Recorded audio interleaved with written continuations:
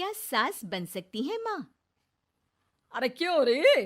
काम में ध्यान नहीं है जो सब्जी में नीरा नमक भर दिया। मुफ्त में रोटी तोड़ने की आदत पड़ी हुई है। ये सब यहाँ नहीं चलेगा।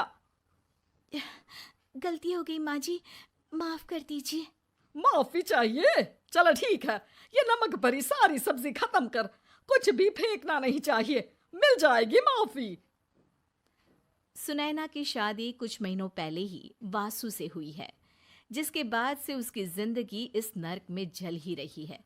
और अब यही सुनैना की आम जिंदगी है, जिसमें उसकी सास हर छोटी बात पर और कभी कभी तो बिना किसी बात के बस उसे परेशान कर खरी खोटी सुनाती ही रहती है। सुनैना, कल मुही कहाँ मरी हुई है? इधर तो आ। सास की आवाज सुन सुनैना भागती हुई उसके पास आती है।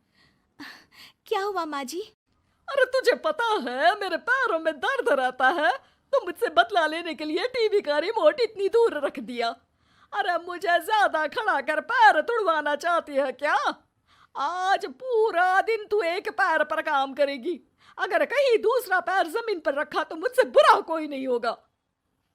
सास और सुनैना की ये कहानी उसकी ननद सिम्मी बहुत करीब से देख रही होती है, जिस वजह से उसके मन में ससुराल और सास के लिए डर बनने लगता है। इसी तरह दिन बीतते हैं। एक शाम वासु और सुनैना साथ बैठे होते हैं। क्या बात है? तुम दिन पर दिन कमजोर कैसे होती जा रही हो? नहीं तो, आपको ऐसे ही लग रहा होगा। मैं बिल्कुल ठीक हूँ और जॉब भी छोड़ दूंगी। जैसे आप कहोगी मैं सब कुछ वैसे ही करूंगी। अरे, इतना डर क्यों रही हो? और अभी घर आई हो, कोई काम करने की जरूरत नहीं। नई शादी है, कुछ दिन आराम करो, घूमो फिरो। रही बात घर या जॉब की, तो वो तुम्हारी चॉइस है, कोई तुम्हें नहीं रोकेगा। सास का ऐसा व्यवहार देख सिम्मी हैरान रह जाती है और अपनी भाभी सुनैना का ससुराल में पहला दिन सोचने लगती है। चलो हो गया कार्यक्रम खत्म। जा वासु, आराम कर। बहू, तू अपने काम पर लग जा। काम से मेरा मतलब है घर का काम, क्योंकि अब से तुम इसके अलावा और कोई जॉब वॉब नहीं करोगी। हाँ। क्या हुआ? कहाँ खो गई? लगता है सपनों में ही घूमने लगी। बताती हूँ तुझे अभी। मेरी बेटी का मजाक बनाएगा? सपने में क्यों, असलियत में घुमा कर ला। जा। ससुराल की ऐसी इमेज सिम्मी ने कभी सपने में भी नहीं सोची थी। अपने आप को बहू नहीं, बेटी सुन उसे बहुत हैरानी होती है। लेकिन जैसे जैसे समय बीतता है, तो अब सिम्मी को किसी भी जगह से ज्यादा ससुराल अच्छा लगने लगता है। एक दिन सिम्मी सबसे मिलने मायके आती है, तो अपनी माँ को भाभी पर चिल्लाते हुए देखती है। अरे करमजली, अगर मुझे इतना ही पैसा खर्च करना होता तो तेरी जगह घर में नौकरानी ना रख लेती। तुझे लेकर आई जिससे नौकरानी का पैसा बचे, पर तू तो उससे भी ज्यादा खर्चा करा रही है।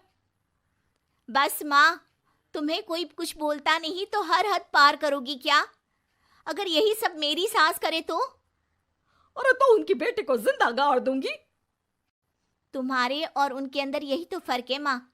तुम उनकी बेटी के साथ क्या क्या करती हो, सब कुछ पता होने पर भी वो तुम्हारी बेटी को पलकों पर बिठा कर रखते हैं। एक आप है, उनकी बेटी को अपनी बेटी जैसा तो क्या बहू तक नहीं समझती। माँ, आपको सुनकर मिर्ची जरूर लगेगी, लेकिन मेरी सास मेरी माँ से अच्छी माँ और सास दोनों हैं। इस पर सिम्मी अपनी माँ को अपने ससुराल और उसके प्यार के बारे में सब कुछ बताती है, जिसे सुन सुनैना की सास को अपनी हर गलती का एहसास होता है। अगर वो चाहते तो आराम से अपनी बेटी का बदला मेरी बेटी से ले सकते थे, पर उन्होंने ऐसा नहीं किया और तुझे हमसे भी ज्यादा प्यार दिया।